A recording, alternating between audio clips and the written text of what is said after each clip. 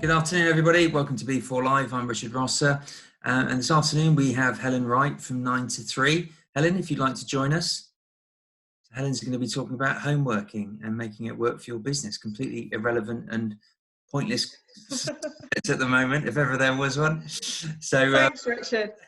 What a great introduction. No, brilliant. No, superb topic. So a lot of interest in this particular webinar, Helen. So good to have you. Shall I go ahead and share my Yeah, sure. screen? Maybe just give us a little bit of background about you. It would be good. Yeah. That don't know about you. So yeah, it's really exciting to be asked to do this. I'm so pleased. I'm so pleased that this initiative is happening, really, because I don't know about anyone else, but it feels almost like there's been a bit of a pause. But it's really, really lovely to see that businesses are still active, and I think that's really, really exciting. But Thank you. Now this is when I'm trying to work out. Oh, there we go. So this is really an introduction. So I've spent the last 5 years building 9 to 3 Jobs, which is a recruitment agency, and we specialise solely in flexible roles. So I think in the last 10 years, actually the language of work has really changed. And so now we're all kind of quite familiar with home working and what that is.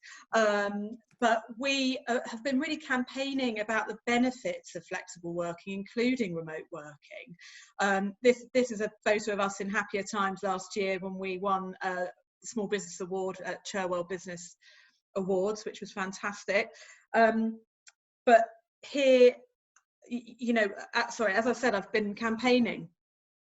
I've spoken on BBC Radio 4 Today programme, World at One, 5 Live, and so for me this is quite an exciting time to see so many businesses almost forced to trial this out. And sadder times really when you can see me locking our office door, and I'm sure many others will be familiar with that, but the whole 9 to 3 team is able to work remotely, and we'll all be familiar with headlines like this. So I'm trying to see the silver lining really in this terrible pandemic, and that is, this could be a catalyst for what I see as a bit of a workplace revolution. I think there are huge benefits to businesses and to individuals of flexible working, including an element of home working. I think many employees who have been working from home are now questioning why they had to go into the office in the first place.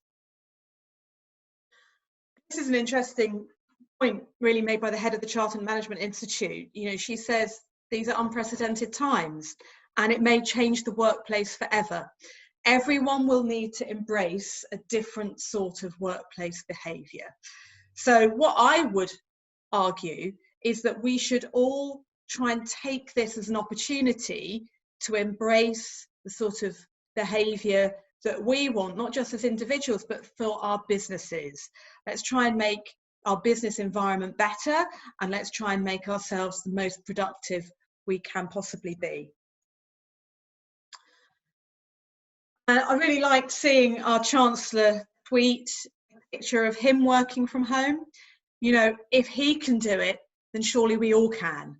So you can imagine in the last few years, sometimes we've had pushback from businesses, large and small, who might be open to some kind of flexible hours, but perhaps who are very anti a work from home and say this job cannot possibly be worked from home. Well, I'd argue, if he can do it, surely we all can. So I thought I'd spend a little bit of time really talking about the benefits of home working. And obviously these are really strange times. So we have to try and think about home working in happier times. So home working when maybe we don't have the pressures of children or partners, or the worries of getting food orders and so on, or having loved ones who are ill, but try and think of the benefits of home working in the longer term. Hoping images like this one really will become a thing of the past. So many studies have shown that actually open offices foster seclusion more than innovation. And I don't know about anyone listening now. I mean, I've been in a situation I can remember in the past where perhaps I would text or message a colleague who was sat right next to me or opposite me, rather than actually engaging in a conversation with them. And, you know, some people would find wearing headphones in an office is quite convenient, but actually it can be quite intimidating to try and interrupt someone who's staring at a screen wearing headphones. So I think it doesn't really foster the idea of collaboration.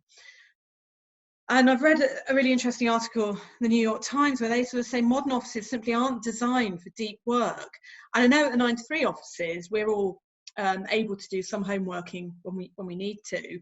And actually we laugh and say we get more work done from home. We can concentrate more when we are at home. So let's get on to some of the benefits. I mean, an obvious benefit really is that reduced office costs. There are lots of case studies of big businesses shouting about the amount of money they've saved when they've closed offices. So American Express saved, they think, around $10 to $15 million every year due to their remote working policy, but actually their overall business output has gone up by 43%.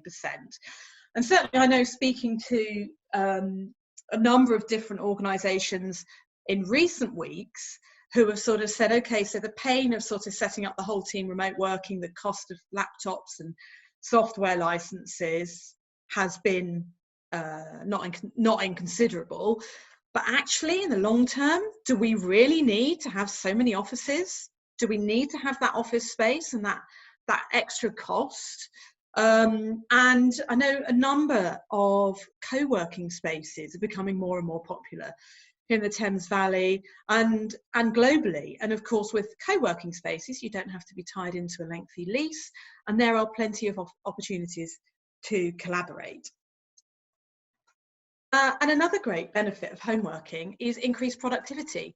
Actually, home workers are proven to be more productive. I think the problem sometimes with home workers is that they can work too hard. This is a stat that I really like sharing. I mean, how productive are we? How productive are we in a regular 8-hour day in the office? This is a chance. I don't know whether Richard, there's an opportunity for anyone to have a guess. If you're in work for 8 hours, how many of those 8 hours are you actually doing the job that you're paid to do? Anyone able? Give 30 seconds for answers to go into the inbox, and so we've got 6 hours. Come on, everybody, have a plumb. Higher, lower than 6 hours? What do we say? 4 hours. 4 hours. 6 hours. 4 hours.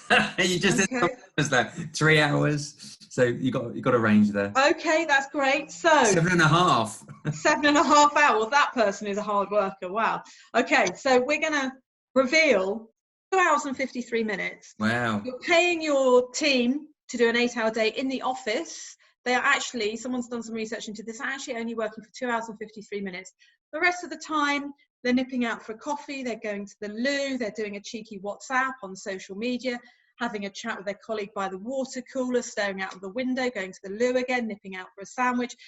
So actually, it's proven that you can be working part-time and still be more productive than those 2 hours and 53 minutes. And if you're working from home, you're actually working a lot more than the 2 hours and 53 minutes. I think a lot of people trying to prove that they're working when they're working from home. We'll get on to that kind of point in a minute. So well done, Tim, and yeah, well done, Tim, and whoever iPhone is. But maybe that gives an insight into your working day rather than just. Yes. Sorry. No, it's great. I mean, whenever I've shared that stat, no one's ever got it. No one's ever gone below it. I think 3 hours is the closest we've come. So 7 minutes off isn't bad. So anyway, so we've got reduced office costs, we've got increased productivity, and another benefit is actually attracting and retaining talent. So a study before coronavirus saw that 90% of the UK workforce want remote working. Not necessarily full-time remote working, but they do want an element of remote working. A BC study found that 58%, so nearly 2/3 of workers, would actually take a pay cut to be able to do some of their work from home. So offering an element of remote working to your team would give a real boost to staff morale. I think this is a slide we perhaps best not dwelt on, but actually a benefit to home working is that home workers take fewer sick days. PwC estimate that actually sick leave costs us £29 billion every year. So obviously fewer sick days would significantly reduce that cost. And I don't know about you, but certainly in the last month, I've probably done more walks in the last month than I have in the last year or more. But I've really, really enjoyed, and I know I've spoken to candidates and other people, that feeling of being more in touch with nature, I suppose. 66% of commuters feel stressed every week, and 55% of us, we get stressed by our commute. Now, I'm not talking about a cycle into the office. I'm talking about obviously being stuck in the car, stuck in a traffic jam, stuck on a train, whatever. And commuting is proven to make you stressed and cynical, and we don't want a stressed and cynical workforce. So, I think this is a well-known stat, but 1 in 4 of us will suffer from some kind of mental health problem this year, probably more than that now, given what's going on. But actually, if we can try and reduce the stress, we can reduce the likelihood of having to take sick leave through stress. So a reduced commute can really play an important part in that. And of course, as well, you will reduce our carbon footprint, we're easing congestions in our towns and cities, all those good things too. But, I think back and reflect on a job I had sort of 10 years ago when my commute was 1 hour and 15 minutes each way. That's 2.5 hours of my day I could get back if I didn't have that commute. And they're important times you can spend with your family, time you can spend on hobbies. I speak to candidates who maybe they don't have children, but they want to take part in their choir once a week. I remember speaking to a dad who wanted to coach his son's football team once a week. Now, we're not saying they need to finish work at 3, we're just saying they need to be home by 6. If you're working from home, that really improves your chances of being home by that point. And I speak to a number of candidates. It never ceases to amaze me how many people want to be at home for their dogs.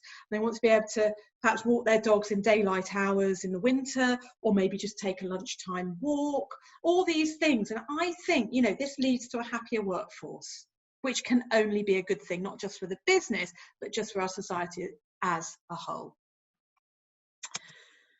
So I thought we'd just have a little move on now to some ideas as to how we can best work from home. I don't know how many of you are used to working from home anyway, or for how many of you this is a completely new experience.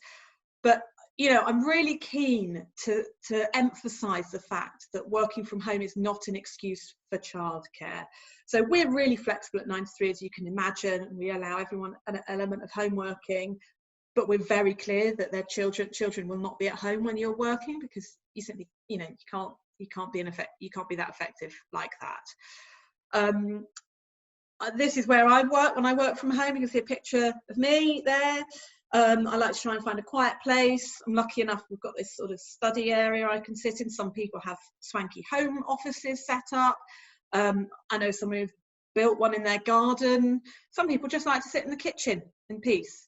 But make sure you have a workspace for you. I think this is a really important point. Try and bookend your day if you're working from home, so work doesn't bleed into your everyday life. I had an interesting conversation with a guy who works entirely from home, as we all are now, but this was before the new normal.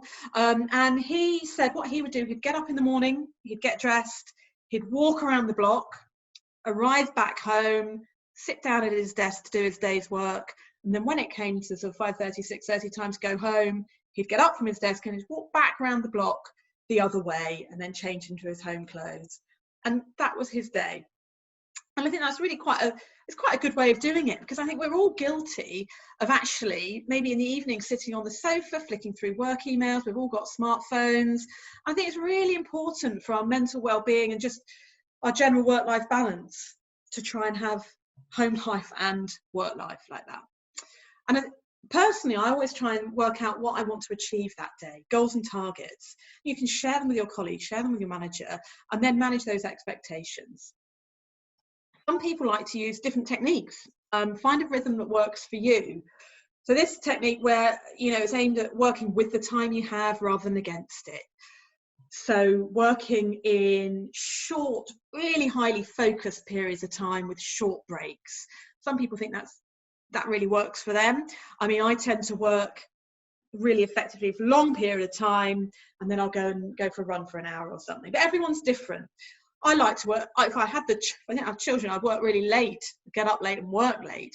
Some people are better in the morning. Anyway, find a rhythm that works for you and make sure your colleagues know what that rhythm is.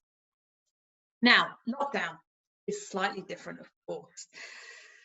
So I've been speaking to people who have got the whole family at home, partner, children, how to make it work in lockdown.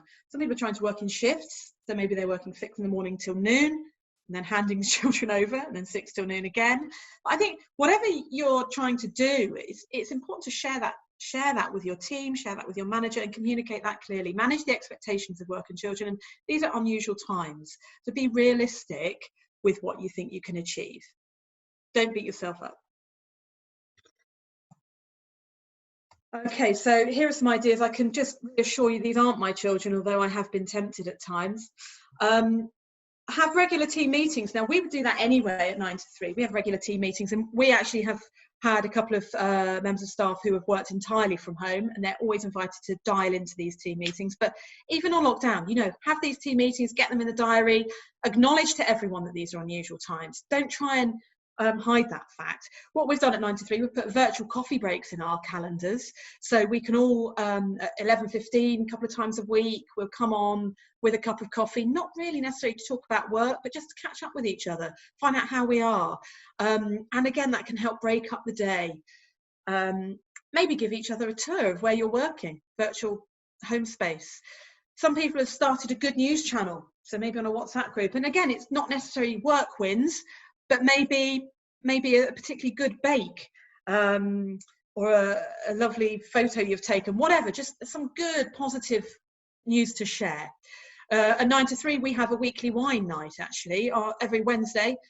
Last night I was good because I knew I had to be on form for now, but normally on a Wednesday night I'd sign in with the rest of the team, and we just do that on a Google Hangouts we use. And again, it's not really necessary to talk about work, it's just to catch up with each other and have that FaceTime.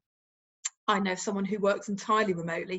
Lucky thing, he lives in Spain, and his whole team are actually remote, and they have monthly team quiz. He won it last week. He said he won a bottle of gin, but he's not sure how that's going to be delivered in the current climate. Other people are sharing photos of when you're a baby, guess a team member, share pictures of your pet, or maybe a team challenge, like the amazing Captain Tom. If you've got a large team, you can maybe have a competition between 2 different teams. How far can you walk around your garden? How many flights of stairs do you need to climb to get up Mount Everest? That kind of thing. So actually, in a strange way, I kind of think these times can maybe bring us closer. If we're moving forward, how can we manage teams, remote teams now, and perhaps potentially moving forward in the longer term? Zoom meetings now. I'm sure lots of us are now familiar with Zoom meetings, but I say use the tech. Don't be afraid to enable video. I remember going to a seminar given by Microsoft, I think probably 18 months ago now, and they said it was really important to enable video at any time, and we're not checking up on people, we're just checking in with our remote workers. Lots of people use Slack. We're looking at the donut. And there's an application called Donut, which pairs you up with a team member who maybe you don't know so well, so you can get to know different members of the team, Google Hangouts, Microsoft Teams, and so on. So don't be afraid of the tech. Remember that we can all struggle a little bit with the tech, and we're all in the same boat. I think this is a great video. I probably won't play all of it, but I'll play you a short little bit of this. If I can work out how to make my tech work, and just leave that screen for a moment. Did you enable sound on it, Helen, beforehand? I think I have. So when you go to share screen, there should be a checkbox at the bottom. Yes. Left. Yeah, Let's see. Well, give me a shout if it doesn't work. But I think this is quite an exciting time for us, in that we can all use this time as a trial period, you know, to see what works, what doesn't work, really get to know the technology that's out there. I mean, personally, we use Google Hangouts, but I've deliberately signed on to Zoom, Microsoft Teams, trying different apps, just use this time to try different things and see what works for you and what works for your business. Let's see if we can make this play just for a little bit. Can you see this screen? Not yet, no. No, okay, so let's see, share screen.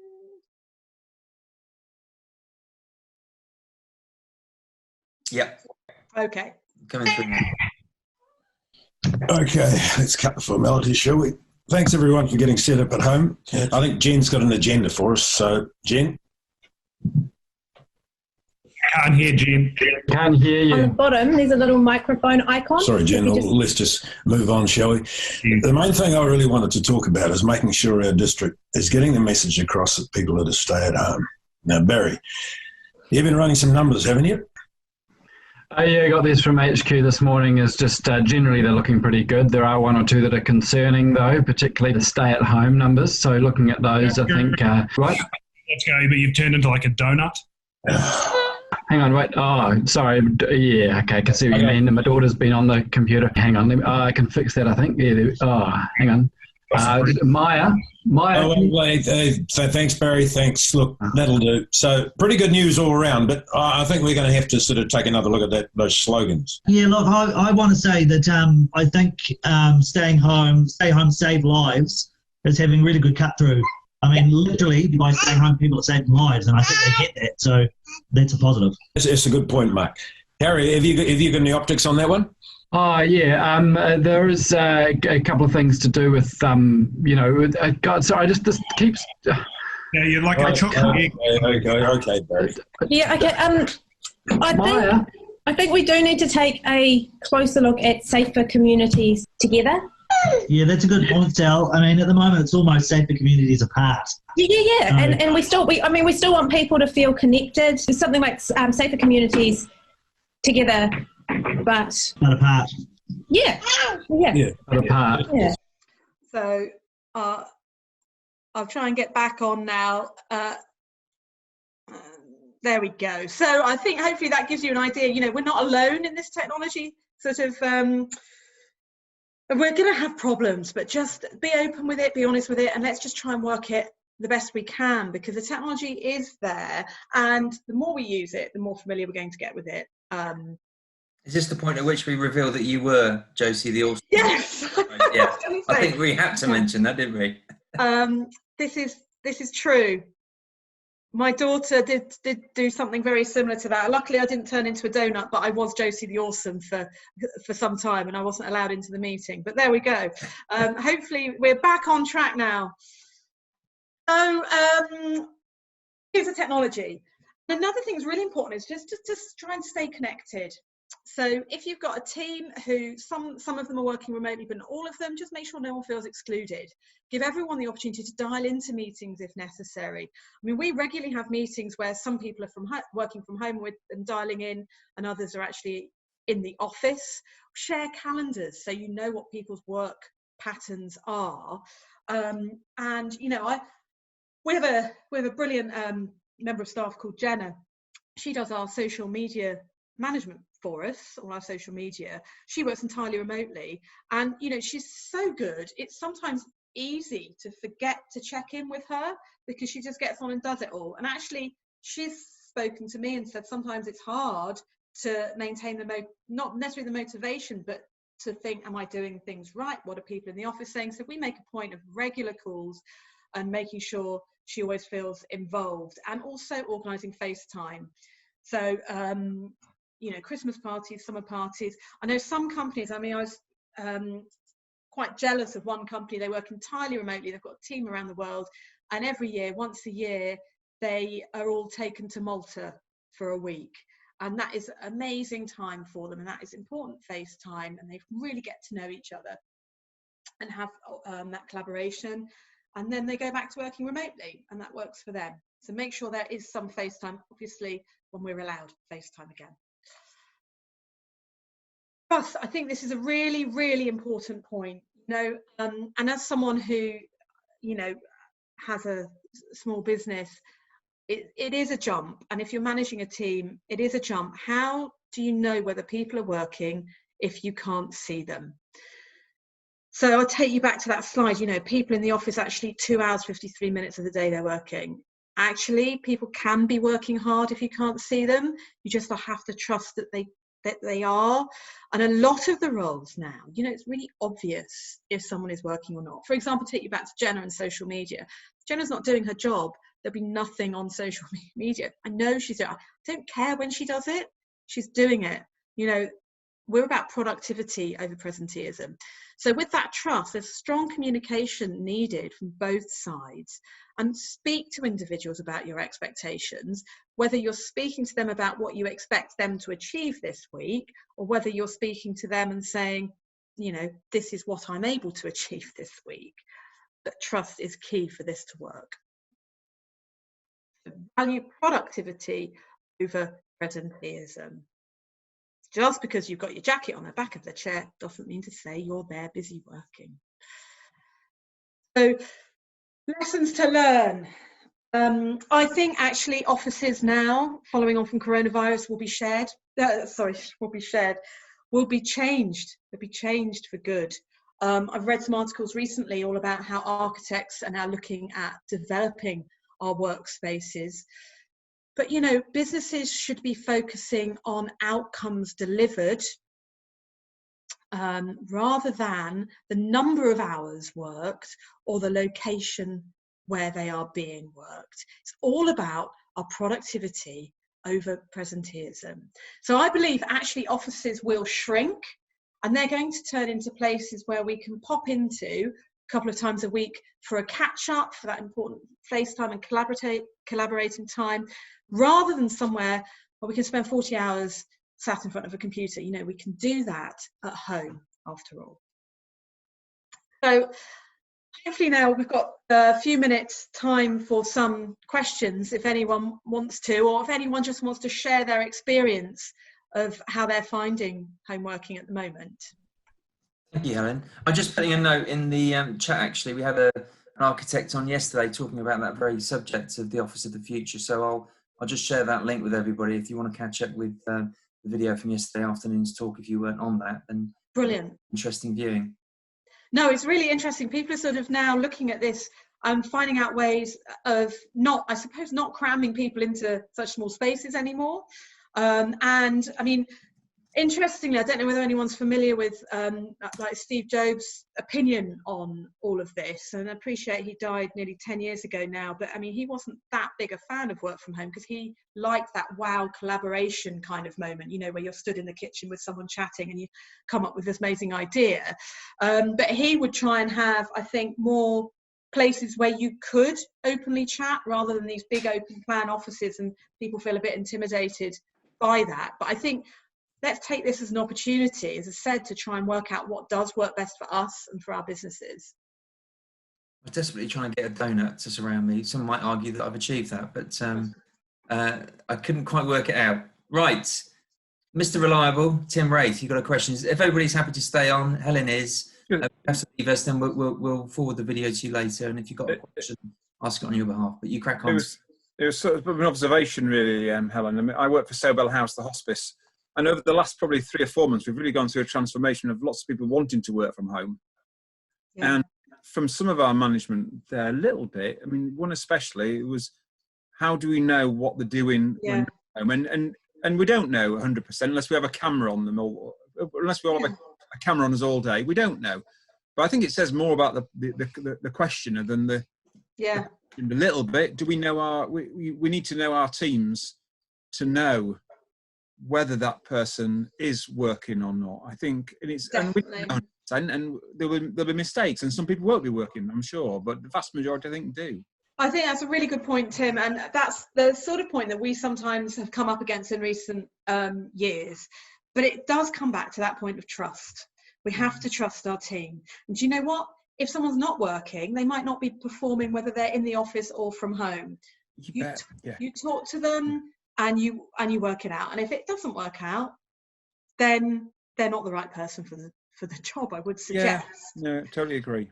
But you're right in that sometimes we have to try and get our head over that. And so there are some people who are blockers and need to be persuaded. Unfortunately, there will be cases where working from home doesn't work and people perhaps take the mickey a little bit. But I would suggest they would do that in the office anyway. Do you know what I mean? I know that if someone works from home, they might put a load of washing in during the day. Do you know what? Fine with that. Okay. Might take the dog for a walk for 20 minutes during the day. Do you know what? That's absolutely fine. I quite like that. It's good to get out. You come back to your desk feeling more refreshed than being sat at your desk the whole time. But I think also it's about that bit of communication. I mean, I've got, there's one of our team who will always text me whenever she goes out to take her dog for the walk when she's going home. And I'm like, you really don't have to tell me whenever you do this. It's fine. But she still does. Always does. And her productivity levels are brilliant. I would have a problem if they weren't, but I think the 9 till 5, Monday to Friday is just that's just evolved over time. Someone didn't sort of decide this is what we're going to do. It just happened, didn't it? So apparently the 9 to 5 did start something like 200 years ago during the Industrial Revolution, when we started having these factories and we started putting in place more rigid hours. So rather than just off in the fields whenever it was daylight, people were now having to work these set hours. So I would argue, do you know what? We've come a long way since then. 200 years. We do not live in a 9 to 5 society.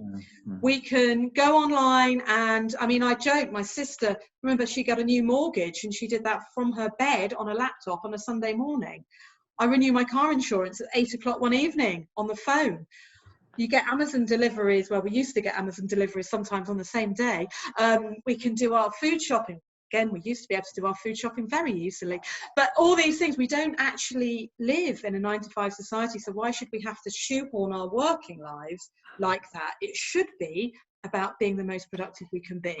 So, thank you. Good point. Brilliant. Thanks, Tim. If anybody else has got a question, please do come on screen. We've got Helen. Otherwise, we'll be forwarding, if you're happy with this, then your presentation to everybody with the video and your contact details. So absolutely, no problem for us to do so. Brilliant. Well, thank you, Helen. No further questions. I think you covered everything. So I just hope for your sake you don't find out your colleague hasn't got a dog after all of this. And I'm sure she has. I've seen the dog. You asked for photographic evidence. Yeah. Brilliant. Fantastic. Thank you for joining us. Really great to see you. Thank you so much, Richard. Thank you. Bye.